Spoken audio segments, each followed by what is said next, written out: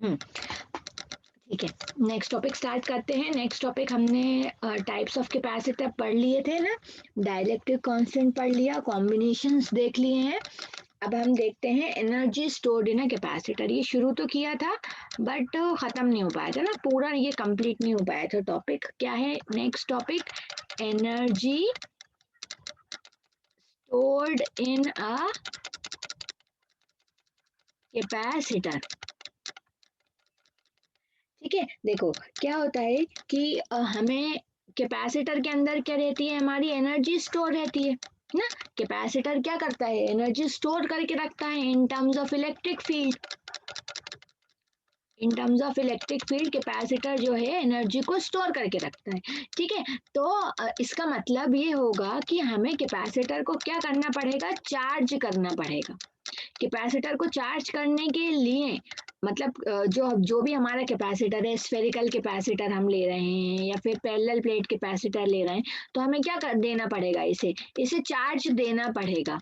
Charge देना पड़ेगा तो मान लो ये कोई भी हमारे पास इनफाइनाइट पोजीशन है ना, यहाँ से मैंने यहाँ पे एक प्लस क्यू चार्ज रखा, फिर जब मैं दूसरा प्लस क्यू चार्ज यहाँ पे रखना चाहूंगी तो ये प्लस क्यू से रिपेल करेगा, तो रिपेल करने के बावजूद भी जबरदस्ती मैं उसे यहाँ रखूंगी। ठीक है, ऐसे कर करके हम इस पे या किसी पैरेलल प्लेट कैपेसिटर पे क्या देंगे, चार्ज देंगे। चार्ज देंगे इसका मतलब हमें कुछ ना कुछ वर्क डन करना पड़ेगा, कुछ ना कुछ काम करना पड़ेगा in order to charge this capacitor. समझ में आ रहा है ना? तो वही अमाउंट ऑफ वर्क डन, जितना हम वर्क डन करते हैं ना, जितना हम कार्य करेंगे, जितना हम वर्क डन करेंगे वही जो है कैपेसिटर के अंदर स्टोर हो जाएगा। ठीक है, कैपेसिटर के अंदर स्टोर हो जाएगा इन terms of electrostatics potential energy. ठीक है, तो वही वर्क डन हम क्या कर सकते हैं, कैलकुलेट कर सकते हैं, कंपाइल कर सकते हैं। अब हम क्या कर रहे हैं, चार्ज को उठा उठा के रख रहे हैं, है ना। छोटे छोटे चार्जेस, पहले थोड़ा चार्ज, फिर थोड़ा चार्ज, फिर थोड़ा चार्ज, और फिर उसकी उस ऑर्डर से हमारा कैपेसिटर क्या हो रहा है, चार्ज हो रहा है। तो ऐसा वर्क डन मुझे फाइंड आउट करना है। अब कैपेसिटर में होगा क्या, कैपेसिटर में क्या होगा, चार्ज देने से पोटेंशियल डिफरेंस बढ़ेगा। ठीक है, या फिर मैं कह सकती हूँ कि जो हमारा बिल्कुल बेसिक फॉर्मूला होता है, क्या होता है, Q is equals to CV। ठीक है, तो यहाँ से मैं C और Q का यूज कर सकती हूँ, क्या फाइंड करने के लिए, वर्क डन फाइंड करने के लिए। मेरा वर्क डन क्या होता है, वर्क डन क्या होता है in terms of potential difference, कोई बताए। VB minus VA by equal to W Q by E, वो आगे W बाई Q। W/Q। हाँ, देखो हमारा पोटेंशियल डिफरेंस क्या होता है, पोटेंशियल डिफरेंस की अगर मैं बात करूं तो पोटेंशियल डिफरेंस होता है तब वर्क डन बाय चार्ज। ठीक है, तो अगर मैं वर्क डन लिखूंगी तो वर्क डन कितना हो जाएगा, वर्क डन हो जाएगा पोटेंशियल डिफरेंस इनटू चार्ज। ठीक है, अगर मैं यहाँ से वर्क डन लिखना चाहूँ तो मेरा वर्क डन जो है, टोटल वर्क डन कितना होता है, पोटेंशियल डिफरेंस इनटू चार्ज। लेकिन हमारे पास एकदम कैपेसिटर चार्ज नहीं होता, ग्रेजुअली चार्ज होता है। तो हम क्या लेते हैं, किसी डी क्यू चार्ज की वजह से, किसी छोटे से चार्ज की वजह से कितना हो रहा है, थोड़ा वर्क डन हो रहा है। ठीक है, थोड़ा वर्क डन हो रहा है, और फिर चार्ज की वजह से कुछ वर्क डन हो रहा है, फिर चार्ज की वजह से कुछ वर्क डन हो रहा है। ठीक है, तो चार्ज कितना हो सकता है हमारा, अगर मैं चार्ज की बात करूं तो चार्ज कितना हो सकता है, कोई बताए। 0 से लेकर Q तक मैक्सिमम, अगर मैं बोल रही हूँ कि चार्ज Q है और वर्क डन क्या हो सकता है, 0 से लेकर W तक। अगर मुझे टोटल वर्क डन चाहिए, मुझे DW पता है ना, अगर मुझे टोटल वर्क डन चाहिए तो मैं इसे क्या कर दूंगी, इंटीग्रेट कर देंगे ना। इंटीग्रेशन ऐसे ही होता है ना, जैसे कि अगर मान लो मुझे इतने पे वर्क डन मिल गया, ठीक है, और फिर इतने पे वर्क डन मिल गया, मैंने इसको छोटे छोटे पार्ट्स में डिवाइड कर दिया, और फिर उसे क्या कर देते हैं, हम ऐड कर दे बोल दो, या हम बोल दे इंटीग्रेट कर दें, तो हमें ओवरऑल पता चल जाएगा कि कितना वर्क डन होगा। समझ में आया। अब हमने ये तो फॉर्मूला यूज कर लिया, अब हम क्या करें कि इस वोल्टेज को, ठीक है, इस पोटेंशियल डिफरेंस को हम किस टर्म में लिख लें, सी के टर्म में लिख लें, क्योंकि हमें ये क्यू के रिस्पेक्ट में हमें इंटीग्रेट करना है ना, तो यहाँ पे क्यू के रिस्पेक्ट में वोल्टेज लिखा होना चाहिए। तो अब हम कौन सा फॉर्मूला यूज कर सकते हैं, Q is equals to C V. तो मेरा जो चार्ज है, ठीक है, जो चार्ज बाय सी हमारा क्या हो जाएगा, वोल्टेज। अब ये वैल्यू हम कहाँ पुट कर दें, यहाँ पे पुट कर दें। ठीक है, तो ये क्या हो जाएगा, डी डब्ल्यू का तो इंटीग्रेशन हो जाएगा, डब्ल्यू लिमिट्स कितनी है अपनी, 0 से लेकर टोटल वर्क डन तक इज इक्वल्स टू, यहाँ पे देखें तो ये 0 टू Q, और ये पोटेंशियल डिफरेंस की जगह हम क्या रख सकते हैं, Q by C D Q को बाहर ले लें। ठीक है, अब हम क्या करें, जितने भी कांस्टेंट्स हैं उनको बाहर लिख दें और इसे इंटीग्रेट कर दें। ये अपर लिमिट लोअर लिमिट लगा सकते हैं, तो ये हो जाएगा upper limit minus lower limit is equals to 1/c जो है कांस्टेंट है, और इंटीग्रेशन कहाँ से, 0 से लेकर Q तक, and it will B Q D Q. अच्छा, Q है, Q की पावर 1 है, तो इंटीग्रेशन कितना हो जाएगा इसका, ma'am Q square by 2। Yes ना, क्या करते हैं इंटीग्रेशन में, जिन्हें नहीं मालूम एक पावर प्लस करते हैं और वही पावर जो है नीचे लिख देते हैं। तो 1 थी तो पावर प्लस करेंगे 1, तो कितना हो जाएगा Q स्क्वायर, और डिवाइड बाय 1 + 1 कितना हो जाएगा 2, तो ये हो जाएगा Q स्क्वायर बाय 2। इंटीग्रेशन क्या, 0 से लगाकर Q तक। ठीक है, कहीं कहीं बुक्स में कैपिटल Q भी लिखा रहेगा ना, टोटल चार्ज को डिपिक्ट करने के लिए कैपिटल Q भी यूज करते हैं। तो हमारा ये जो वर्क डन है, ये जो वर्क डन है ये कितना आ जाएगा, ये इट विल बी 1/2c। एक बार अपर लिमिट लिख दें, एक बार लोअर लिमिट लिख दें, तो ये हो जाएगा Q square minus 0 square. Q square minus 0 square का मतलब तो अपना यही है, कितना आ गया अपना वर्क डन, कितना आ गया 1/2c Q स्क्वायर। क्लियर, समझ में आया, कितना आ गया work done, 1/2c Q square. ठीक है, अब ये हमारा कितना आ गया, वर्क डन आ गया। अब मुझे वर्क डन पता चल गया और मैं अगर एनर्जी फाइंड आउट करना चाहती हूँ, ठीक है, मुझे वर्क डन पता चल गया और मैं एनर्जी फाइंड आउट करना चाहती हूँ, तो सबने वर्क एनर्जी थ्योरम पढ़ी होगी। वर्क डन कितना होता है, चेंज इन काइनेटिक एनर्जी और पोटेंशियल एनर्जी। तो हम वर्क डन किसके इक्वल बोल सकते हैं, चेंज इन पोटेंशियल एनर्जी को। तो ये क्या हो जाएगा, Q स्क्वायर बाय 2c, मतलब potential energy final minus potential energy initial किसकी इक्वल हो जाएगा, Q square by 2c। Clear, yes ma'am. ठीक है। अब देखो ये जो हमारा फॉर्मूला, अब आपको न्यूमेरिकल बेसिस की अगर हम बात करें तो हमारा आ गया कि पोटेंशियल कितना आया, 1/2 Q स्क्वायर बाय c। ठीक है, लेकिन अब आप इसको किसी भी फॉर्म में लिख सकते हैं ना। अब इसके डिफरेंट फॉर्म्स होते हैं, ये तो अपन ने किसके फॉर्म में लिख लिया, Q और C के फॉर्म में लिख लिया। अब अगर आप इसके अदर फॉर्म्स देखें ना, हमें एक फॉर्मूला मालूम है, हम पूरी तरीके से वो फॉर्मूले का यूज कर लें। अगर मैं Q की जगह CV लिख दूं, Q की जगह CV लिख दूं इस फॉर्मूले में, तो ये फॉर्मूला किस में चेंज हो जाएगा, 1/2 C V का स्क्वायर डिवाइडेड बाय C। तो कितना हो जाएगा ये, change in potential energy 1/2 C square V square divided bye C। एक C से एक C कैंसिल आउट हो जाएगा, then it will be 1/2 CV square. देखो यहाँ पे हमारा जो पोटेंशियल आ रहा है वो आ रहा है चार्ज और C के टर्म में, यहाँ पे जो पोटेंशियल आ रहा है वो किसके टर्म में आ रहा है, कैपेसिटेंस और पोटेंशियल के टर्म में आ रहा है। समझ में आ रहा है, ठीक है। अब यहाँ पे हमने Q की वैल्यू रख दी थी। अब ऐसे ही सिमिलरली थर्ड फॉर्म क्या हो सकता है, इसका थर्ड फॉर्म क्या हो सकता है, अगर आप C की जगह हम क्या पुट कर सकते हैं, Q is equals to CV होता है, तो C कितना हो जाएगा, Q बाय V। ठीक है, तो इस इक्वेशन 1 में अगर मैं ये पुट कर दूं, तो पुटिंग दिस इन इक्वेशन 1, तो क्या हो जाएगा मेरा, change in potential energy is equals to 1/2 Q square divided by Q by V। समझ में आ रहा है, एक Q से एक Q कैंसिल आउट हो जाएगा और ये V ऊपर चला जाएगा इनवर्स होके, तो it will be 1/2 Q V। अब देखो ये जो फॉर्मूला आया ये किस टर्म में आ गया, चार्ज चार्ज और पोटेंशियल के टर्म में आ गया। समझ में आ रहा है? Is it clear? ठीक है, हमने क्या किया, इसे अलग अलग फॉर्म्स में लिख दिया, Q एंड C के फॉर्म में लिखा, C और V के फॉर्म में लिखा, और Q और C के फॉर्म में लिखा। ठीक है, अच्छा अगर अब यही चीज आपसे कॉम्बिनेशन में पूछी जाए ना, कॉम्बिनेशन में पूछी जाए अगर ये चीज की, अगर आपका कॉम्बिनेशन कितने अपन ने अगर ब्रॉडली देखें, दो तरीके के कॉम्बिनेशन पढ़े। ठीक है, एक हमने देखा सीरीज कॉम्बिनेशन और एक हमने देखा पैरेलल कॉम्बिनेशन। अगर मैं पूछूं कि आपकी अगर बहुत सारे कैपेसिटर आपस में कनेक्ट हैं तो पोटेंशियल एनर्जी क्या होगी, अगर मैं सीरीज में बात करूं तो सीरीज में हमारा कुछ ऐसा रहता है ना कि कुछ ना कुछ कैपेसिटेंस रहेंगे, C1 C2 C3। और अगर ऐसे ही यहाँ पैरेलल कॉम्बिनेशन की बात, पैरेलल तो लिखा ही नहीं, अगर मैं पैरेलल की बात करूं, ठीक है, तो ये मेरे ऐसे कनेक्ट रहेंगे कैपेसिटर्स है ना।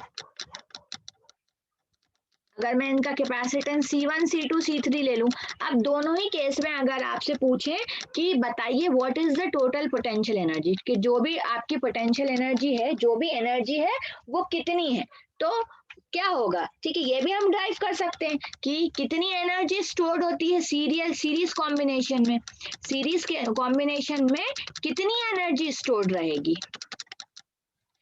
तो हम सीरीज कॉम्बिनेशन में हमारा क्या आता है, C इक्विवेलेंट, कोई बताए C इक्विवेलेंट सीरीज कॉम्बिनेशन में क्या होता है, 1/C plus 1/C2। C1 plus 1 ठीक by है। तो C2. मुझे क्या फाइंड करना है, मुझे टोटल एनर्जी फाइंड करना है ना। टोटल एनर्जी को अगर मैं डेल U से लिख रही हूँ तो कितना हो जाएगा, 1/2 Q स्क्वायर बाय C, ये थी मेरी टोटल एनर्जी। ठीक है, तो लेकिन यहाँ पे C नहीं होगा ना, अगर मैं पूरी A से लेकर B तक मुझे फाइंड करना है कि जो टोटल पोटेंशियल एनर्जी है वो कितनी है, तो यहाँ पे C नहीं लिखना होंगी, मैं क्या लिखूंगी, C इक्विवेलेंट। लेकिन C इक्विवेलेंट मुझे मालूम है कि C equivalent 1 by, I will write it over here. Wait. हाँ, तो अगर मैं C इक्विवेलेंट लिखना चाहूँ तो 1/C इक्विवेलेंट कितना होता था, 1/C1 प्लस 1/C2। रिकॉल कर पा रहे हैं ना आप लोग, ये सबको याद है ना, ऐसा हमारा C इक्विवेलेंट आता था। तो ये वैल्यू अगर मैं यहाँ पे पुट करूंगी तो मेरा पोटेंशियल कितना आ जाएगा, potential will be 1/2 Q square 1/C1 plus 1/C2 and so on. ठीक है, अब इसे ही मैं क्या कर दूं, अगर एक्सपैंड करके लिख दूं, इसे ही मैं अगर एक्सपैंड करके लिख दूं तो ये क्या हो जाएगा, ये हो जाएगा 1/2 Q square by C1 plus 1/2 Q square by C2 plus 1/2 Q square by C3 and so on. ठीक है, तो हम इसे कैसे लिख सकते हैं कि ये जो इतनी एनर्जी है ये किसके लिए एनर्जी है, U1 है। C1 के लिए कितनी पोटेंशियल एनर्जी है, इसको अपन U1 से लिख लें। ठीक है, इसे किससे लिख लें, U2 से डिपिक्ट कर दें, इसे किससे डिपिक्ट कर दें, U3 से डिपिक्ट कर दें। इसका मतलब सीरीज कॉम्बिनेशन में जो टोटल पोटेंशियल एनर्जी आ रही है वो क्या आ रही है, sum of the energy of individual capacitor. Individual capacitor की अलग अलग हमने पोटेंशियल एनर्जी निकालेंगे अगर न्यूमेरिकल में एक से ज्यादा कैपेसिटर दिए रहेंगे, और उन सबको क्या कर देंगे, जस्ट टोटल पोटेंशियल निकालने। अगर मैं पैरेलल कॉम्बिनेशन की बात करूं तो पैरेलल कॉम्बिनेशन में देखो, पैरेलल कॉम्बिनेशन में भी हम यूज कर सकते हैं पोटेंशियल। अगर हम देखें पैरेलल कॉम्बिनेशन में मैं C के टर्म में लिखूं तो कितना हो जाएगा, 1/2 CV स्क्वायर।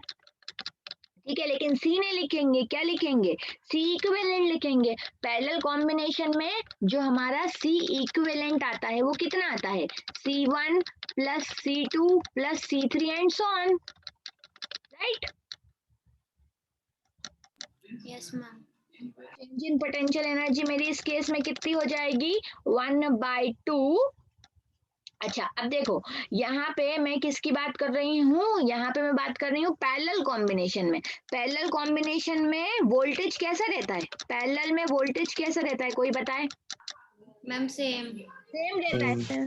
इसके अक्रॉस भी पोटेंशियल V रहेगा, इसके अक्रॉस भी पोटेंशियल V रहेगा, इसके अक्रॉस भी पोटेंशियल V रहेगा। तो अगर मैं इसे फिर से एक्सपेंड करके लिखूं C इक्विवेलेंट रख के, तो it will B C1 plus C2 plus C3 and so on. ठीक है, और ये मेरा हो जाएगा V स्क्वायर। अब फिर मैं इसका ब्रैकेट ओपन कर दूं तो ये कितना हो जाएगा 1/2 C1 V1 square plus 1/2 C2 V2 square plus 1/2 C3 V3 square. ठीक है, फिर से हम कह सकते हैं, फिर से मैं इसे क्या कर कह सकती हूँ कि सीरीज कॉम्बिनेशन में भी अगर आपको पोटेंशियल एनर्जी चाहिए तो वो भी कैसी रहेगी, वो भी हमें कैसे फाइंड कर सकते हैं हम, जो हमारी टोटल पोटेंशियल एनर्जी आ जाएगी वो कितनी आ जाएगी C1 plus C2 plus C3 and so on. Is it clear? Ma'am U1 नहीं आएगा। Oh sorry, yes U1 plus U2 plus U3। Thank you. ठीक है, तो अगर सीरीज को, इसका मतलब क्या, हमें क्या समझ में आया कि भले ही सीरीज कॉम्बिनेशन हो या पैरेलल कॉम्बिनेशन हो, अगर आपको पोटेंशियल एनर्जी फाइंड आउट करनी है तो टोटल पोटेंशियल एनर्जी कितनी हो जाएगी, sum of the energy of individual capacitor. Is it clear? Yes, ma'am. Is it clear everyone? Yes, ma'am. Okay, next हमारा टॉपिक क्या हो जाएगा, रीडिस्ट्रीब्यूशन ऑफ चार्जेस। मान लो मैंने एक कोई कंडक्टर ले लिया ऐसा, ठीक है, और ये एक कोई कंडक्टर ले लिया। ठीक है, अब ये कंडक्टर ले लिया, इस पे जो चार्ज है Q1 है, इस पे जो चार्ज है मेरा Q2 है, इसका जो कैपेसिटेंस है C1 है, इसका कैपेसिटेंस क्या है C2 है। ठीक है, इस पे वोल्टेज ले लें V1, इस पे वोल्टेज ले लें V2। ठीक है, ये अलग अलग इन पे वोल्टेजेस हैं, अलग अलग चार्जेस हैं, अलग अलग इनकी कैपेसिटेंस की वैल्यू है। ठीक है, अगर मैं बोलूं क्या मैं किसी तरीके से क्या करूं, मैं इन्हें किसी वायर से कनेक्ट कर दूं। ठीक है, हम इसे किसी वायर से कनेक्ट कर दें। अच्छा तो बताओ चार्ज का फ्लो होगा, अगर चार्ज का फ्लो होगा तो कैसे होगा? चार्ज कैसे फ्लो करता है, हायर टू लोअर या lower to higher? Higher to lower. ठीक है, तो जो हमारा चार्ज है वो क्या होने लगेगा, चार्ज जो है वो हायर पोटेंशियल से लोअर पोटेंशियल पे फ्लो होने लगेगा। कंसीडर कर लें कि ये जो हमारा V1 है ये V2 से ज्यादा है, तो मैं कह सकती हूँ कि जो Q1 है Q2 ये इस सेकंड वाले कंडक्टर की तरफ फ्लो करने लगेगा, और जब तक फ्लो करता रहेगा जब तक कि दोनों का जो हमारा 10 मिनट में सेशन एक्सपायर हो जाएगा, फिर से ज्वाइन कर लेना, जब तक के फ्लो होता रहेगा, जब तक क्या ना हो जाए, दोनों के चार्जेस इक्वल ना हो जाए। ठीक है, तो इसी बेसिस पे हम क्या फाइंड कर सकते हैं ना, अब चार्जेस इक्वल हो जाए इसका मतलब हम कह सकते हैं कि एक कॉमन पोटेंशियल हो जाएगा इनका, है ना। चार्ज फ्लो होना कब रुक जाएगा, चार्ज पहले तो हायर टू लोअर फ्लो होता रहेगा, धीरे धीरे क्या होगा, दोनों का पोटेंशियल सेम हो जाएगा, और जो है फिर चार्ज फ्लो होना रुक जाएगा। तो इस टर्म में मैं देखूं अगर, तो मेरा जो टोटल चार्ज है, अगर हम देखें इस पे जो टोटल चार्ज है वो कितना हो जाएगा, टोटल चार्ज Q कितना हो जाएगा, Q1 प्लस Q2। ठीक है, अच्छा मुझे कोई बताए Q1 की वैल्यू क्या होगी और Q2 की वैल्यू क्या होगी, जल्दी। Q1 कितना हो जाएगा हमारा, ma'am C1 C1 V1 V1 जी. सिंपल, और हमारा Q2 कितना हो जाएगा, C2 V2. V2 C2 V2 हो जाएगा। इसका मतलब जो टोटल चार्ज है वो कितना हो गया, C1 V1 plus C2 V2। ठीक है, अब सारा जब चार्ज का ट्रांसफर बंद हो जाएगा तो अब हम कहें उस कंडीशन में हमारा पोटेंशियल क्या हो जाएगा, पोटेंशियल कॉमन हो जाएगा, है ना। अगर हमने इसे किसी पर्टिकुलर वायर से कनेक्ट करा तो due to flow of charges थोड़े टाइम के बाद क्या होगा, इसका पोटेंशियल कॉमन हो जाएगा। तो मैं उस पोटेंशियल, कॉमन पोटेंशियल को क्या लिखूं, let it be V।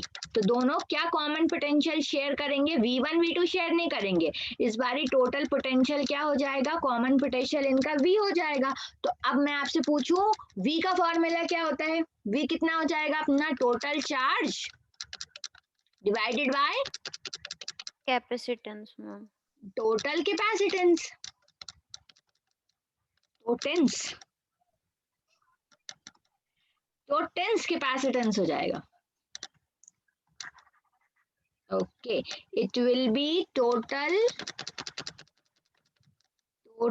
Capacitance. ठीक है, तो टोटल चार्ज हमारा है, हमें मालूम है Q1 प्लस Q2 और टोटल कैपेसिटेंस कितना हो जाएगा C1 प्लस C2. ठीक है, अगर मैं यहाँ पे वैल्यू सारी पुट कर दूं तो it will B C1 V1 plus C2 sorry या C1 V1 plus C2 V2 divided by C1 plus C2. ठीक है, ये है हमारा, ये कॉमन पोटेंशियल फाइंड करने आता है. ठीक है, तो ये क्या हो जाएगा आपका कॉमन पोटेंशियल. जब भी चार्ज का रीडिस्ट्रीब्यूशन होगा, ठीक है, जब भी चार्ज एक जगह से दूसरी जगह जाएगा तो कॉमन पोटेंशियल हो जाएगा. और कॉमन पोटेंशियल का फॉर्मूला क्या है आपका C1 V1 plus C2 V2 divided by C1 plus C2. Is it clear? Yes, ma'am. Clear to all? Yes, Yes, ma'am.